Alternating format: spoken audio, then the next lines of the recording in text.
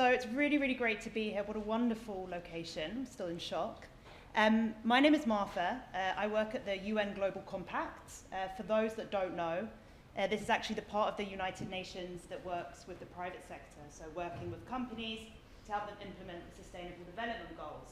So part of our core mandate is around upholding and respecting labour and human rights, supporting decent work, and securing high-quality jobs. And I think in no other moment, we've been speaking about this throughout the course of these presentations, is securing high-quality jobs more important. We are in a world full of transformations, transitions, innovations. We've touched a little bit on AI. I mean, I don't know if anyone's been looking at ChatGPT recently, but I mean, it's astounding.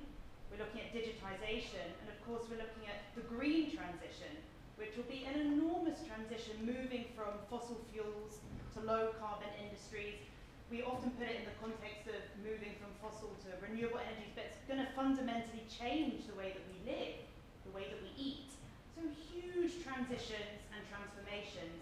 And of course, all of these impact the world of work. All of these transitions are going to impact jobs. And I think, and I don't know about you guys, but change is exciting, but change is also a little bit scary. And I think what we found, in the past when transitions haven't maybe been communicated so well, or people aren't really sure what the future holds for them, I think that can be scary and cause some fear. So it's really important in the context, of this transition that we're quite clear and communicative about what the future, or as much as we know about the future, what that's going to look like. And I think one of the key fears that a lot of people have around what the future will look like in terms of jobs is that there are going to be less jobs. And actually, that's not true.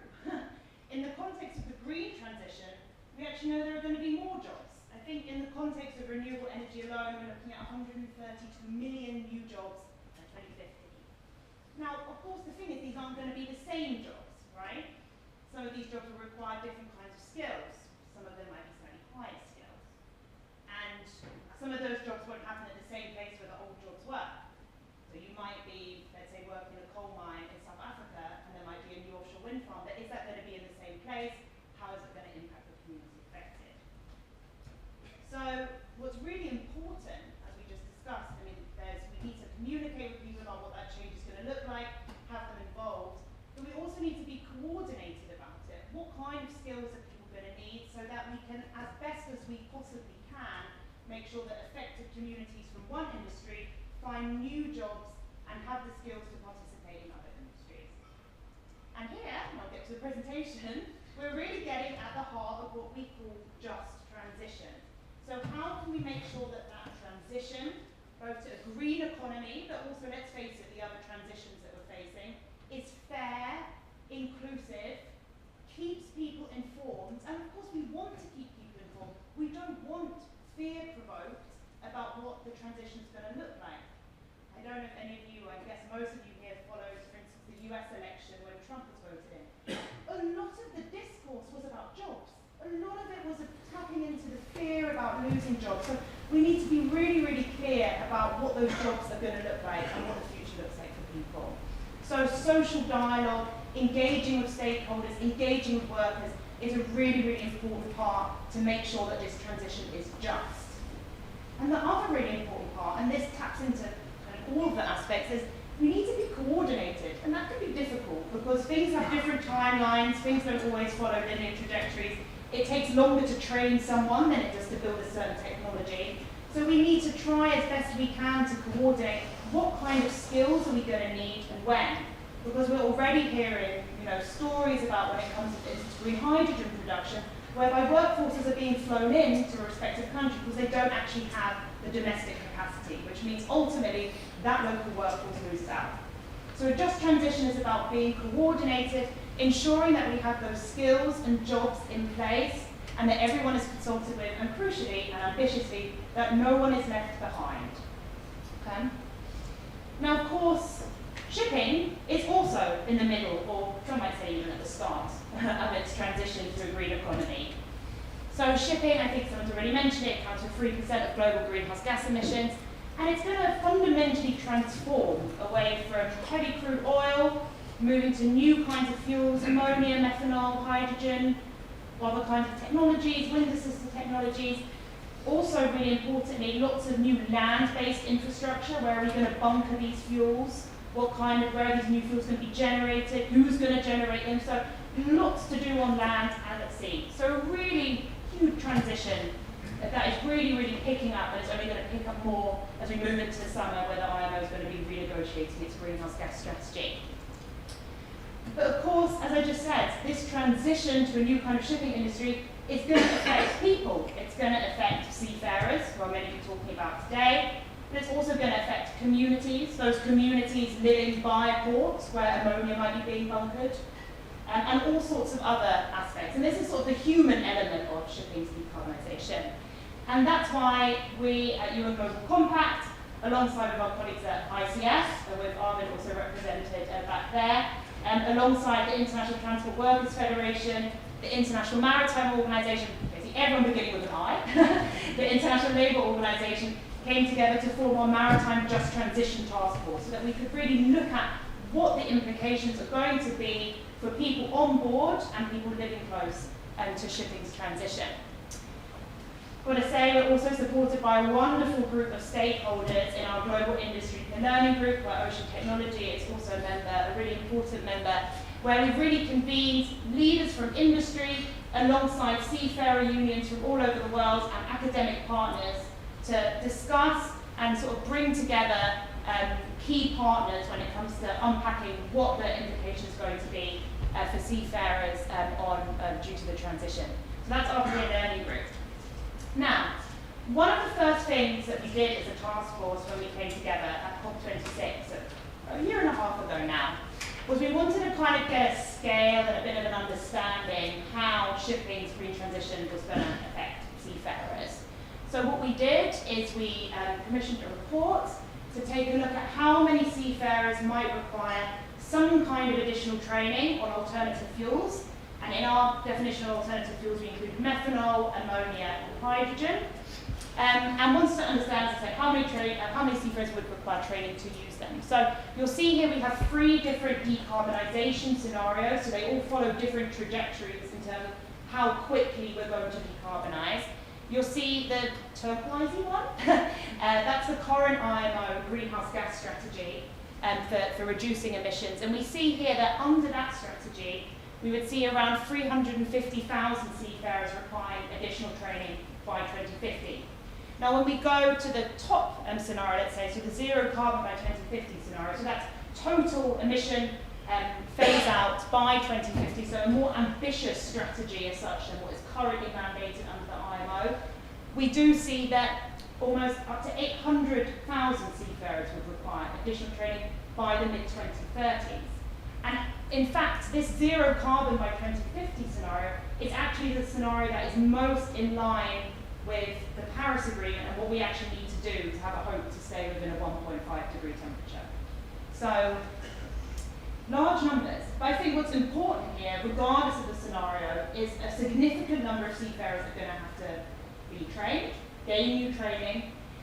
So we already need to be thinking about how we can put that infrastructure in place, particularly in the run-up to this summer, where I hope we can all hope that the level of ambition will be raised when the IMO delegates come together to renegotiate the greenhouse gas strategy.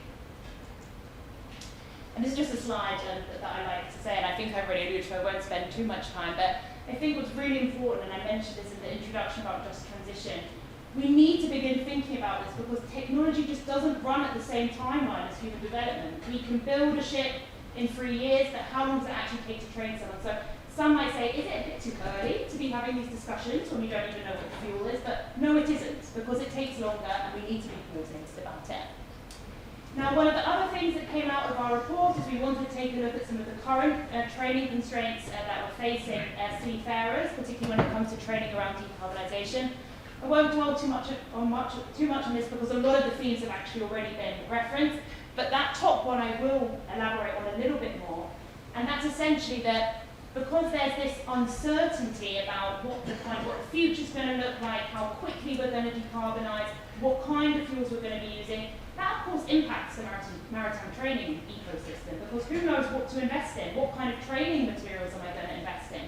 So that's why it's actually particularly important that this summer we do reach a consensus when the policymakers come together at the IMO, so that we can actually use that certainty to build more market certainty in terms of how quickly we're going to decarbonise and by when. And that will have positive ramifications for the development of training materials.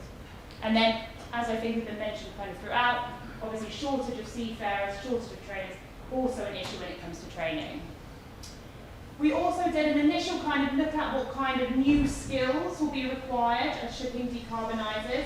Here also quite a lot of these things have already been discussed, but just to sort of briefly go over, we're looking at new sustainability skills, digital skills, new kinds of skills to work and handle with these new fuels.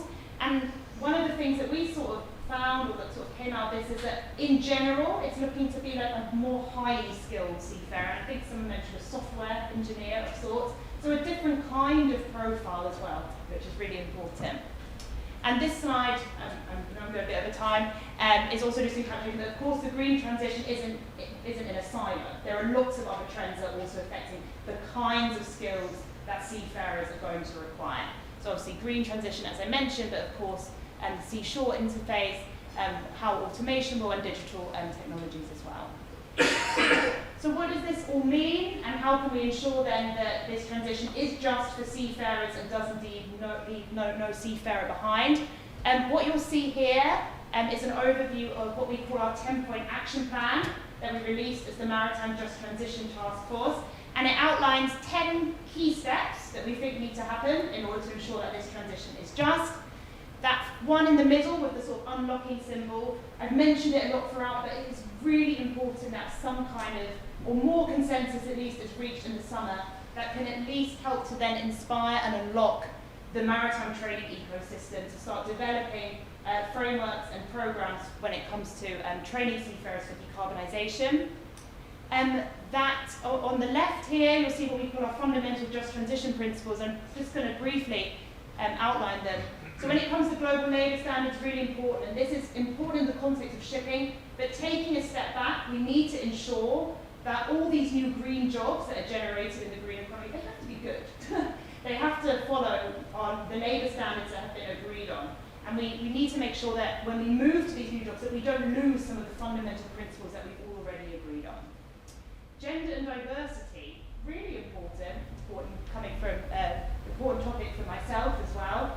You know, we talk about, recruitment, getting more people involved in the industry, but there's 50% of the population that we could certainly tap into a bit more. And a lot of that is going to be about changing social norms, but also about actually making structural changes when it comes to recruitment strategies and how people are treated on board. And this is a really important aspect of the transition, because it's about leaving no one behind, but also taking people with us.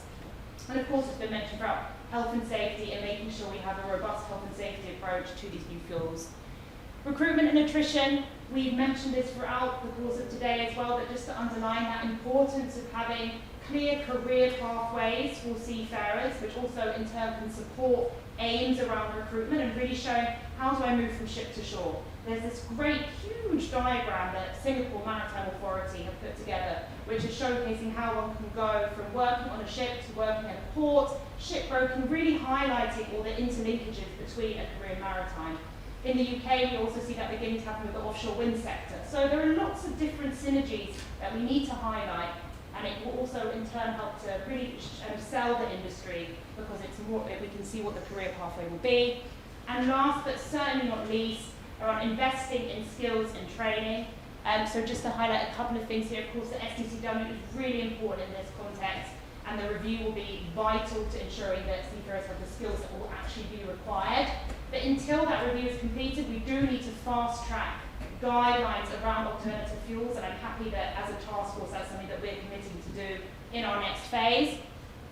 And then of course it's about delivering fair training, also bearing in mind that this is about leaving no seafarer behind and making sure that seafarer supply countries have the access and that they will need to keep up with this transition.